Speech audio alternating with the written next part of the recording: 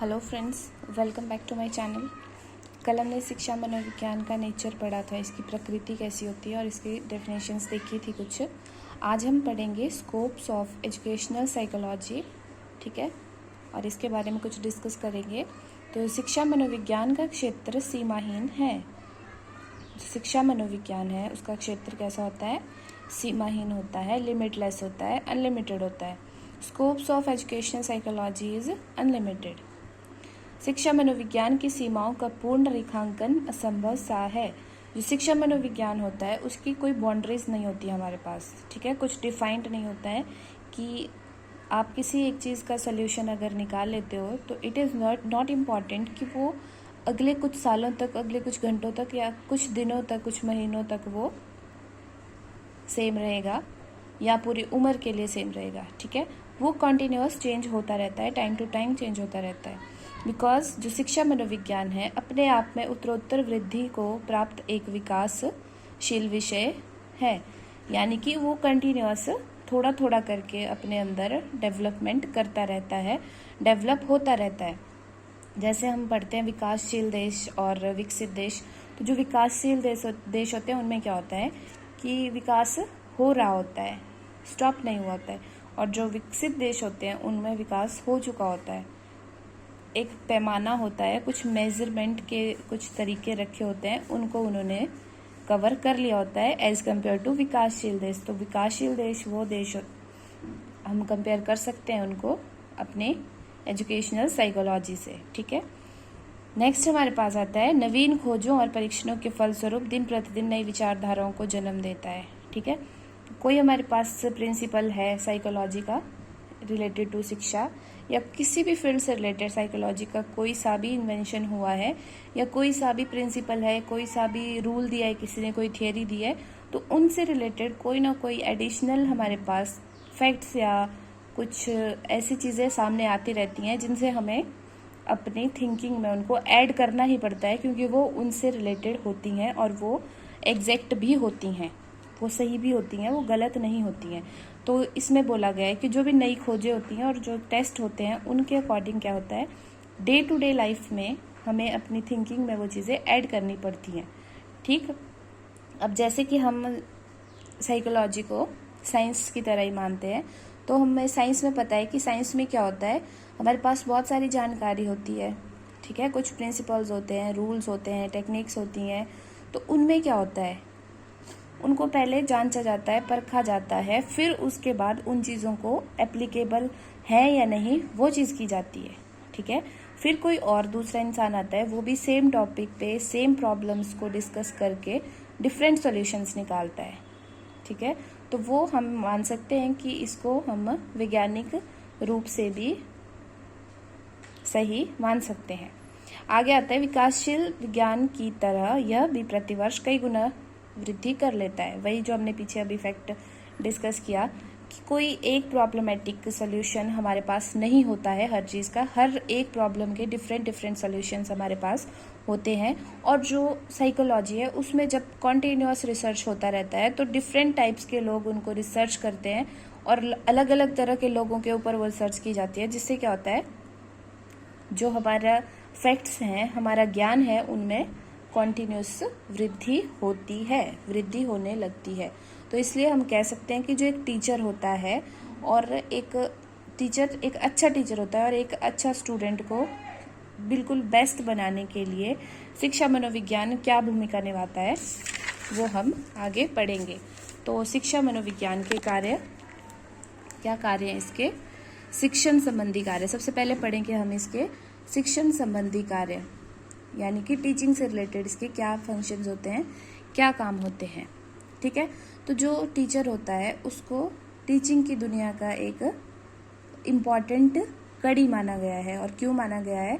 क्योंकि वो टीचर एक प्रकार के बांध का या पुल का काम करता है, ठीक है, जो शिक्षण को और स्टूडेंट को, इन दोनों को जोड़ता है, ठीक है। और यहाँ पर जितनी भी डिफरेंट टाइप्स की टेक्निक्स या फिर साइंटिफिक नॉलेज एंड इन्फॉर्मेशन दी जाती है, ठीक है, जो भी इसके पास नॉलेज होती है वो सारी चीज़ें टीचर अपने शिक्षण को बेस्ट बनाने के लिए यूज़ करता है ताकि स्टूडेंट को कोई प्रॉब्लम ना हो, राइट।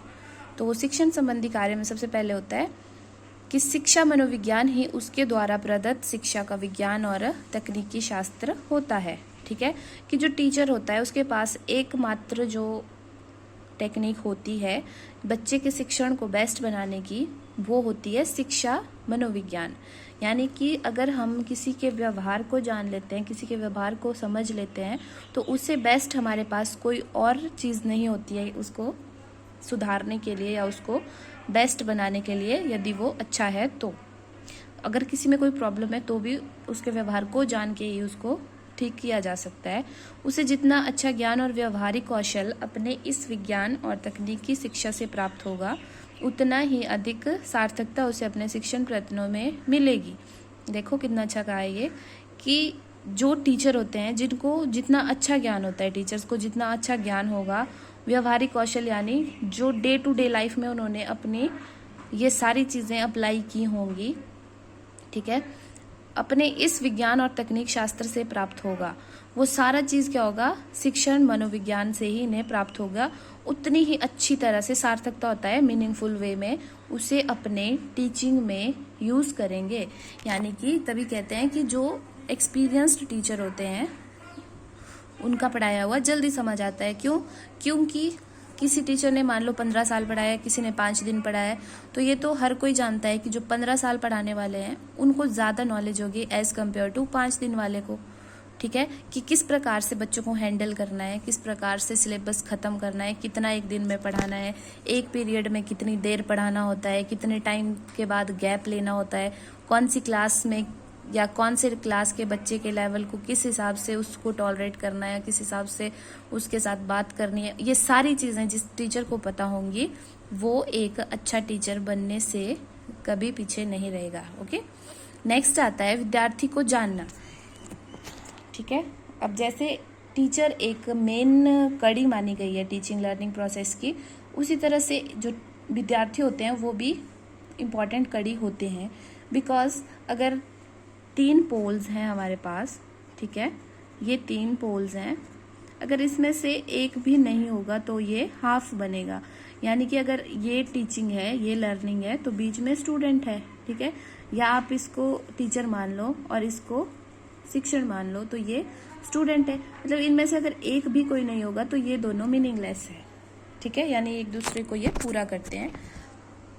तो विद्यार्थी को जानना, टू नो द लर्नर, इससे क्या होगा, अगर टीचर को स्टूडेंट को जानना है अच्छे से, उसका दृष्टिकोण जानना है, उसका नज़रिया जानना है किसी चीज़ के लिए, उसकी मोटिवेशन, उसके इंटरेस्ट या उसकी कोई एबिलिटी के बारे में पता करना है, उसकी शक्तियों को, पावर्स के बारे में ज्ञान रखना है, तो टीचर को शिक्षण मनोविज्ञान, शिक्षा मनोविज्ञान के बारे में नॉलेज होनी चाहिए, ठीक है। जिसकी वजह से ये सारी चीज़ें भी उसके सामाजिक, इमोशनल या फिर मेंटल, फिजिकल जितने भी नीड्स होंगी उनको ध्यान में रखते हुए टीचर उस हिसाब से बच्चे को पढ़ाएगा, उस हिसाब से बच्चे को प्रॉब्लम से डील करने के लिए उत्साहित या प्रेरित करेगा, राइट। आगे आता है प्रगति। प्रगति यानी डेवलपमेंट करने की लालसा। जो डेवलपमेंट करने की लालसा है, इसमें मेन आता है एक कि बच्चे को खुद का विकास, उसको पता होना चाहिए कि मेरे को एक सक्सेसफुल आदमी बनना है तो मुझे उसके लिए क्या क्या करना होगा, ठीक है, कि बच्चे को सक्सेसफुल बनने के लिए क्या क्या करना होगा, ये सारी चीज़ें इसमें इंक्लूड होती हैं, ठीक है। फिर नेक्स्ट हमारे पास आता है उसका चेतन, अर्धचेतन और अचेतन व्यवहार, ठीक।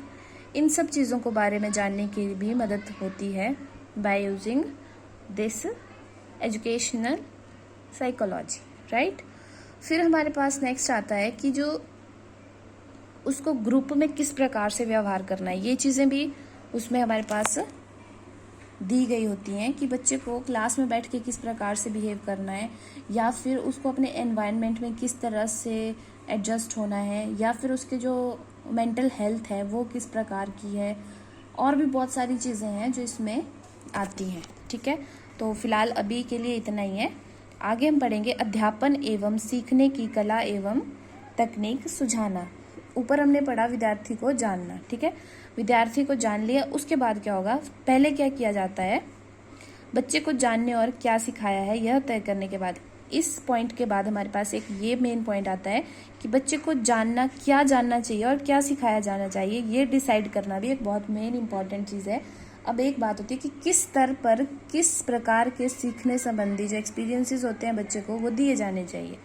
ठीक है, अब फर्स्ट क्लास का बच्चा है, आप उसको मैथ्स में एलसीएम तो सिखा नहीं सकते हो। ठीक है, पहले आपको उसके लेवल के हिसाब से पढ़ाई करवानी पड़ेगी ना उसको, तो ये उसी में आता है। नेक्स्ट, जब हम ये डिसाइड कर लेते हैं कि बच्चे को क्या करवाना है, हमें क्या पढ़ाना है, क्या जानना चाहिए उसके अकॉर्डिंग टू हिज लेवल, तो ये तय करने के बाद सिखाया जाता है कि किस प्रकार से किया जाए। ठीक है, पहले डिसाइड हो जाता है कि क्या सिखाना है, फिर उसके बाद ये डिसाइड करते हैं कि वो किस प्रकार से सिखाया जाए। राइट, अब जब हमने ये डिसाइड कर लिया कि सिखाया जाए, तो उसके लिए भी कुछ टेक्निक्स होती हैं, प्रोसेसेस होती हैं, कुछ विधियां होती हैं जिससे उनको सिखाया जाता है। शिक्षा मनोविज्ञान उचित शिक्षण विधियों को जन्म देता है। ठीक है, कि जैसे कोई बच्चा है, कोई बहुत इंटेलिजेंट बच्चा है, तो उसको थोड़ा हाई लेवल की टेक्निक्स चाहिए पढ़ाने के लिए। राइट, और कोई बच्चा थोड़ा मेंटली स्ट्रांग नहीं है, मंदबुद्धि बालक है, तो उसको हम क्या करेंगे, थोड़ा नॉर्मल बच्चों से लो लेवल की टेक्निक्स से पढ़ाएंगे। ठीक है, और इससे क्या होता है कि जो बच्चा है उसको सीखने में बहुत मदद मिलती है, और जो उसकी सीखने की जो भी टेक्निक्स होती हैं वो फिर धीरे धीरे हो सकता है कि वो बच्चा उन टेक्निक्स से सीख के ही या तो वो मंदबुद्धि से नॉर्मल तक पहुंच जाए या बिलो एवरेज भी पहुंच सकता है। इट इज़ नॉट इम्पॉर्टेंट कि अगर हम उसको टेक्निक्स से सिखाएंगे तो वो बच्चा जीनियस बन जाएगा। बट एक बात इसमें एक समझने की है कि ये ज़रूरी नहीं है कि आप किसी एक बच्चे के लिए जो टीचिंग टेक्निक यूज़ कर रहे हो वो सारे बच्चों के लिए उस केस में काम करेगी। ठीक है, अब हो सकता है कि किसी बच्चे को सोशली बाहर जाने से या किसी के सामने ग्रुप में बोलने से डर लगता हो, तो आप उसको क्या करोगे, एक्सटेम्पोर प्रोसेसेस से उसको थोड़ा अपने विचार रखने की हिम्मत देनी है। ठीक है, लेकिन हो सकता है कि वो बाहर जाके क्लास में वो बहुत अच्छे से बोल रहा है, वो जिन लोगों को जानता है उनके सामने बहुत अच्छे से बोल रहा है, लेकिन अननोन के सामने वो कभी बोलता ही नहीं है, किसी के सामने कुछ नहीं बोलता।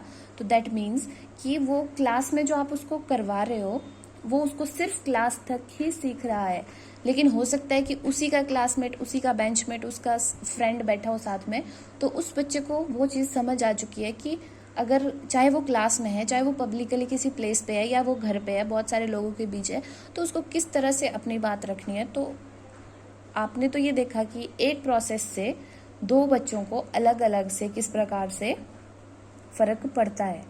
जो एक के लिए अच्छी होगी हो सकता है वो दूसरे के लिए यूजलेस हो, उसको उसका कोई फर्क नहीं पड़ता है। लेकिन ये सबसे इम्पॉर्टेंट बात है इसमें कि शिक्षा मनोविज्ञान उचित शिक्षण विधियों को जन्म देता तो ज़रूर है, लेकिन उसके लिए हमें बहुत सारी विधियां होनी भी चाहिए हमारे पास, क्योंकि every student has a unique and different problem. ठीक है, आगे हम पढ़ेंगे सीखने के लिए उचित परिस्थितियों व वातावरण का आयोजन। राइट, कि किस प्रकार से जो टीचिंग और लर्निंग है उनको हम बेस्ट बना सकते हैं, किस प्रकार की सिचुएशंस में और किस प्रकार के वातावरण में। ठीक है, कि अगर क्लास में आप बच्चे को पढ़ा रहे हो और क्लास में अगर क्लास में भी ये नहीं हो रहा है, साथ में क्लास के साथ में कोई ढोलक बजा रहा है, कहीं शादी हो रही है, कोई बैंड बाजा बजा रहा है, तो वो तो एप्रोप्रिएट एनवायरनमेंट नहीं हुआ स्टडी का। ठीक है, या फिर परिस्थितियाँ मतलब कि सपोज कोई बच्चा है, उसके घर में कुछ मिसहैपनिंग हो गई है, ठीक है, या घर में मार पिटाई होती है, तो बच्चे की ऑलरेडी वो सिचुएशन बहुत अलग होती है, उसमें बच्चा नहीं पढ़ाई कर सकता है।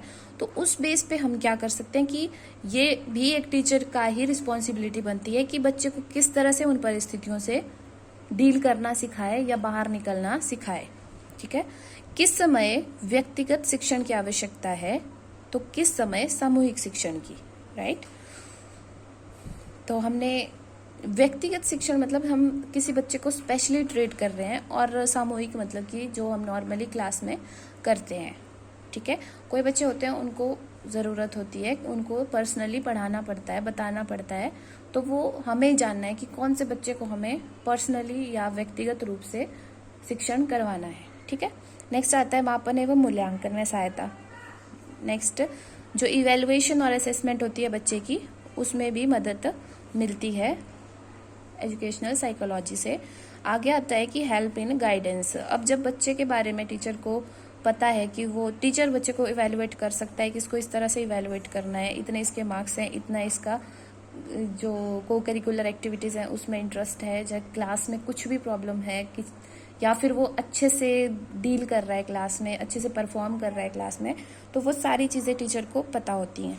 ठीक है, तो इसकी वजह से क्या होता है, टीचर स्टूडेंट को अच्छे से गाइड कर सकता है, बिकॉज उसको उसके बारे में हर एक जानकारी होती है, इवन मोर देन पेरेंट्स। ठीक है, नेक्स्ट आता है हेल्पिंग द प्रॉब्लमेटिक चाइल्ड। तो जो प्रॉब्लमेटिक चाइल्ड होते हैं, सपोज जो हमने पीछे बात की थी, कोई मंदबुद्धि बालक है, उसको किस प्रकार से शिक्षा देनी है, या फिर कोई क्रिमिनल साइकोलॉजी वाला बच्चा है, क्लास में ऐसे शरारतें करता है, या हो सकता है कोई बच्चा कुछ ज़्यादा बड़ी शरारत कर दे, उसको किस प्रकार से हमें टॉलरेट करना है, या फिर उसको किस प्रकार से समझाना है, सिखाना है, वो सारी चीज़ें इसमें आती हैं। ठीक है, फिर ये तो पीछे हमने पढ़ा टीचिंग से रिलेटेड कि वो टीचर से रिलेटेड चीज़ें थी। आगे हम अभी पढ़ेंगे लर्निंग से रिलेटेड कि जो शिक्षा मनोविज्ञान है उसकी मदद से स्टूडेंट को अपनी योग्यता और क्षमताओं को जानने की सहायता मिल सकती है। ठीक है, उन्हें अपनी योग्यताओं और क्षमताओं को, उन्हें अपनी एबिलिटीज़ के बारे में जानने की सहायता मिलती है। उन्हें पता लग जाता है कि हम ये काम कर सकते हैं या हमें ये करना चाहिए। जैसे कोई बच्चा डॉक्टर, इंजीनियर बनना चाहता है, कोई वकील बनना चाहता है, जो भी वो बनना चाहता है उसको पता चल जाता है कि हमें ये बनना है। जो शिक्षा मनोविज्ञान है उसके द्वारा जो स्टूडेंट्स होते हैं उनको अधिगम की प्रक्रिया और उसके जो रिजल्ट्स होते हैं उनकी प्राप्ति के संदर्भ में डिफरेंट टाइप्स के कार्य करने द्वारा बहुत सारे क्या होते हैं, प्रॉफिट होता है। ठीक है, बहुत सारे लाभ होते हैं।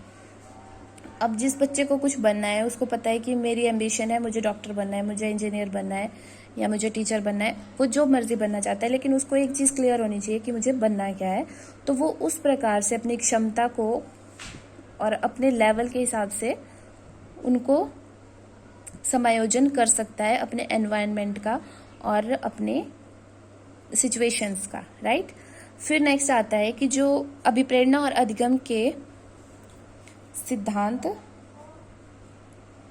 और विधियों की जानकारी उसको हो जाती है। अभिप्रेरणा और अधिगम, अधिगम जो लर्निंग कर रहा है वो, और जो उसकी मोटिवेशन है उससे रिलेटेड जो भी हमारे पास प्रिंसिपल्स हैं, उसकी टेक्निक्स हैं, उनसे रिलेटेड उसको सारी जानकारी हो जाती है और जो उसको लर्निंग में बहुत मदद करती है। ठीक है, अब सपोज कीजिए कोई बच्चा कोई टेस्ट पास करना चाह रहा है, कुछ बनना चाह रहा है, तो उसको पहले उस टेस्ट के बारे में जानकारी होनी चाहिए। ठीक है, जैसे जानकारी होती है, या फिर उसको मोटिवेट करके, जैसे हमने मोटिवेशन कर दी उसको मोटिवेट कर दिया, उसके बाद बच्चे को खुद पे थोड़ा काम करके उसको अपना लेवल सुधारना होता है कि मैं यहाँ तक पहुँच सकता हूँ या नहीं। फिर उसके बाद क्या होता है कि वो अवधान प्रक्रिया में चला जाता है। अवधान प्रक्रिया का मतलब होता है कि वो पूरी तरह से अटेंटिव हो जाता है अपने लक्ष्य के प्रति, और उसके रास्ते में जो भी व्यवधान आते हैं, व्यवधान यानी डिस्ट्रैक्शंस जो आती हैं, तो उनको वो अवॉइड करना जानता है कि किस तरह से इन्हें अवॉइड करना है। ठीक है, ऐसा तो कभी नहीं होता कि कोई बच्चा या कोई भी इंसान कोई काम कर रहा है तो उसके रास्ते में डिस्ट्रैक्शंस नहीं आती हैं। हर एक की प्रॉब्लम यही होती है, जब उसकी प्रॉब्लम्स सॉल्व नहीं होती हैं, यानी कि उसके रास्ते में कोई डिस्ट्रैक्शन आ रही है, जो डिस्ट्रैक्शन के साथ डील करना जान गया वो ऑब्वियसली अपने डिजायर एम्बिशन तक पहुंच जाता है। राइट, आगे आता है अधिगम और प्रशिक्षण के उद्देश्यों की प्राप्ति में अपने आप से तथा अपने वातावरण से समायोजन करने में कितना लाभ है, ये जानकारी मिलती है। अब क्या होता है कि बच्चे को जो लर्निंग और ट्रेनिंग के जो उसके एम होते हैं, ठीक है, जैसे उसका अपना एम है, उसकी प्राप्ति के लिए उसको लर्निंग से कितना फ़ायदा हो रहा है और उसकी ट्रेनिंग से कितना फ़ायदा हो रहा है, और जिस एनवायरनमेंट में वो एडजस्ट करके रह रहा है उसको एडजस्ट करने से कितना फ़ायदा हो रहा है, ये सब चीज़ें वो जान जाता है इनसे। ठीक है, और वो कोशिश करता है कि मैं इस जो एनवायरनमेंट है उसमें एडजस्ट अच्छे से कर सकूं, ताकि मेरे को अपने जो महत्वाकांक्षा है उसको प्राप्त करने में कोई प्रॉब्लम ना हो। ठीक है, आगे आता है अच्छी आदतों का विकास। ये तो सिंपल चीज़ है कि जो अच्छी आदतें हैं उसका विकास किस प्रकार से करना है, और जो बुरी आदतें हैं उनसे छुटकारा किस तरह से पाना है, ये सारी चीज़ें भी हमें पता चलती हैं। आगे आता है उचित व्यक्तित्व के विकास के लिए। उचित व्यक्तित्व का विकास होता है कि जो इंसान इंडिविजुअली भी ये चीज़ फील करे कि नहीं, आई एम कंप्लीट, ओके, कि मैं संपूर्ण हूँ। ये ना हो कि वो पब्लिकली सोशली कहीं जाए तो वहाँ पे वो एकदम डम्ब हो जाए सॉरी। और अगर वो अकेले बैठा हो तो वो बहुत अच्छे से बोल रहा है, हर चीज़ कर रहा है, तो उसको हम उचित व्यक्तित्व का विकास नहीं मान सकते हैं। उसको हर एक सोशली भी, इंडिविजुअली भी, उसको फिजिकली, मेंटली, इमोशनली, सोशली, हर एक एस्पेक्ट में उसको बेस्ट होना पड़ता है, तभी हम उसका डेवलपमेंट मान सकते हैं। वंशानुकूल और वातावरण के संप्रत्य प्रक्रिया और अधिगम पर पड़ने वाले प्रभावों की सही जानकारी उन्हें व्यर्थ के दुष्प्रचार से बचाती है। सपोज ये चीज़ें जो हमारे पास दी हुई हैं, कुछ हमारे पास रूढ़िवादी बातें हैं जिनको बच्चों को बचपन से सिखाया जाता है। जो सबसे बेस्ट एग्जांपल हमारे यहाँ पे जेंडर बायस्ड का आता है कि बच्चों को यही बताया जाता है कि चाय लड़की बनाएगी, मेहमान आए चाय लड़की बनाएगी, लड़का नहीं बनाएगा, लेकिन लड़का भी बना सकता है, राइट। तो इसमें कोई बड़ी बात नहीं होती है, दोनों अगर काम करेंगे, अगर लड़की जॉब कर सकती है तो लड़का भी कर सकता है। तो जो वंशानुकूल और वातावरण का संप्रत्य है, ये चीज़ फिर इसको हम कह सकते हैं कि दुष्प्रचार हो रहा है, ठीक है, क्योंकि जो हमारी साइकोलॉजी है उसमें जेंडर बायस कुछ भी नहीं है, राइट। जो जेंडर बायस चीज़ें होती हैं वो सिर्फ एक हमारे दिमाग की उपज है और कुछ भी नहीं है, ठीक है। सो आई होप आपको आज का टॉपिक पसंद आया होगा। कल हम इसके कुछ क्वेश्चंस करेंगे, one liner and MCQs। So that's all for today. Thank you for watching me.